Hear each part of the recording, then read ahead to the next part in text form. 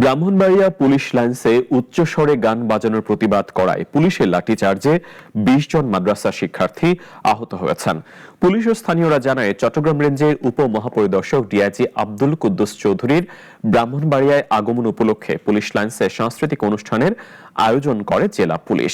পার্শ্ববর্তী জামিয়া দারুল আরকাম আল ইসলামিয়া মাদ্রাসার শিক্ষার্থীরা গানের উচ্চস্বর কমাতে বললে দুই পক্ষের মধ্যে তর্ক বিতর্ক শুরু হয়।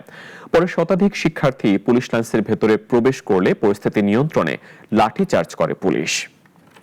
এখানে যে পাশাপাশি হওয়ার কারণে যে শব্দের কারণে মাদ্রাসার ছাত্রদের সমস্যা হয়েছিল এবং এটাকে কেন্দ্র করে যে একটা অনভিপ্রেত ঘটনা ঘটেছে, আসলে এটা একটা ভুল বোঝাবুঝি ছিল এবং এখানে যারা জড়িত, এখানে যদি কারো অতি উৎসাহী থাকে, এটা আমরা অবশ্যই সিসি ক্যামেরা দেখে যদি কারো দোষ থাকে আমরা তাদের বিরুদ্ধে অবশ্যই ব্যবস্থা নেব।